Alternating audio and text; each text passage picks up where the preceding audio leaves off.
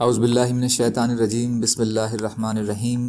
رب اشرح لی صدری ویسر لی امری واحلل عقدۃ من لسانی یفقہوا قولی۔ ریاض الصالحین حصہ اول، کھلے اور چھپے ہوئے کاموں اور حالات میں نیک نیتی کا ہونا ضروری ہے۔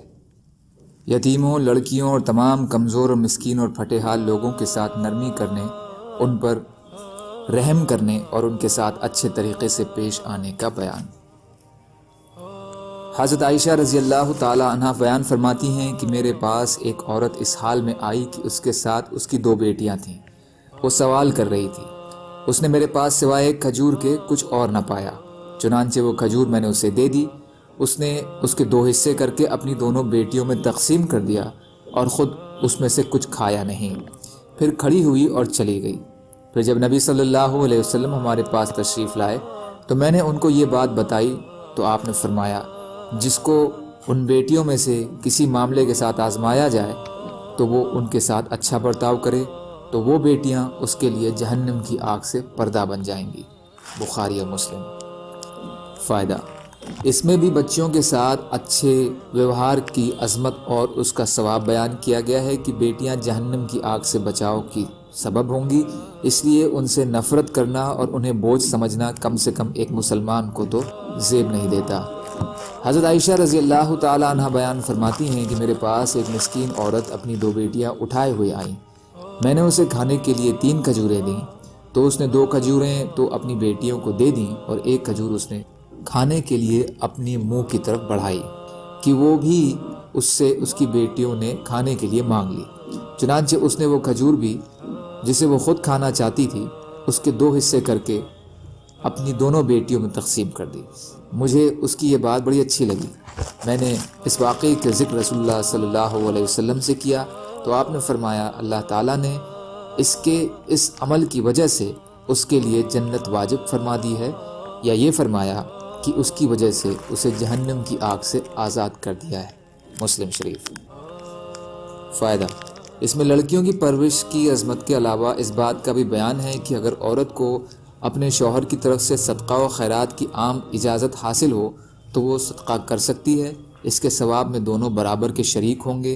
عورت کو صدقہ کرنے کی وجہ سے اور مرد کو اس پر رضامند ہونے کی وجہ سے ثواب ملے گا۔ حضرت ابو شریح خولد بن عمرو خزائی رضی اللہ تعالی عنہ سے روایت ہے کہ نبی اکرم صلی اللہ علیہ وسلم نے فرمایا، اے اللہ، میں لوگوں کو 2 ضعیفوں کے حق سے بہت ڈراتا ہوں کہ ان میں کوتاہی مت کرنا، ایک یتیم اور دوسری عورت۔ یہ حدیث حسن ہے، اسے امام نسائی نے اچھی سند کے ساتھ روایت کیا ہے۔ احرج کے معنی ہیں کہ جو ان دونوں کے حقوق ضائع کرتا ہے میں اسے گناہگار سمجھتا ہوں اور میں اسے اس سے نہایت سختی کے ساتھ ڈراتا اور تاکید کے ساتھ روکتا ہوں۔ فائدہ: انسانی سماج میں کمزور ورگ کے ساتھ عام طور پر ظلم کیا جاتا ہے، خاص کر عورتیں اور یتیم اس کا خاص نشانہ بنتے ہیں، جن کو جائیدادوں میں ان کے شرعی حق سے محروم رکھا جاتا ہے، بلکہ ان کی جائیدادوں کو ہتھیا لیا جاتا ہے اور ان سے ہر طرح کا درویوہار کیا جاتا ہے۔ نبی اکرم صلی اللہ علیہ وسلم نے ایسے لوگوں کے لیے سخت وعید دے کر مسلمانوں کو ان کی حق تلفی اور ان کے ساتھ ظلم و زیادتی کرنے سے روکا ہے، لیکن بدقسمتی سے مسلمان اپنے مذہب کی تعلیمات پر عمل نہیں کرتے اور مسلمان سماج میں بھی یہ کمزور ورگ ظلم اور ستم کا شکار بنے ہوئے ہیں، جس کی وجہ سے اسلام بدنام ہو رہا ہے اور لوگ کہتے ہیں کہ اسلام نے عورت کے حقوں کا تحفظ نہیں کیا، حالانکہ ایسا نہیں ہے۔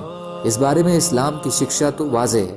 مسلمانوں کا کام کرنے کا ڈھنگ اسلام سے الگ چیز ہے، اس کی ذمہ داری ان کے مذہب پر نہیں لگائی جا سکتی۔